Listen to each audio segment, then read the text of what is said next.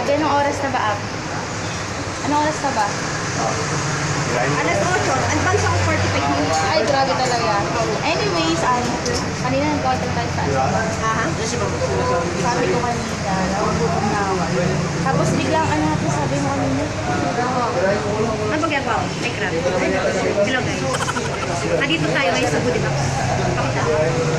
Goodie box, goodie box. Taas muna konti. Ayan. Yan. Ayan.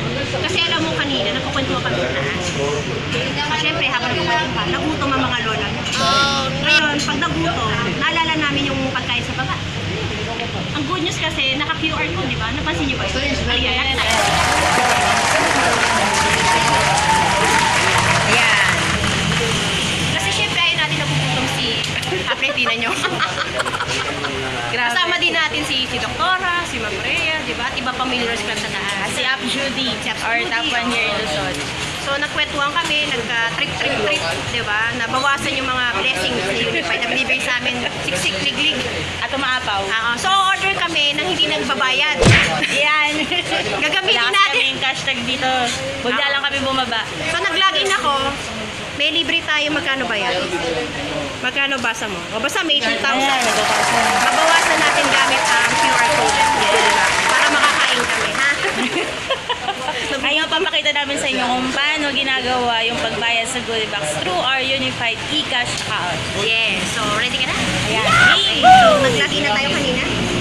Pipindutin lang natin yung, ano ba, eCash, remittance, send, tapos eCash to eCash.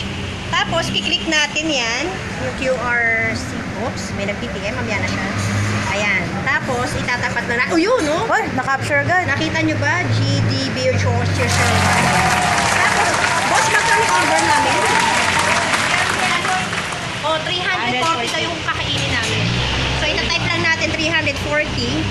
Tapos, syempre, yung password, di ko pwedeng pakita. Ay, okay. Commercial muna tayo ng mga Commercial ilang muna, seconds. saglit.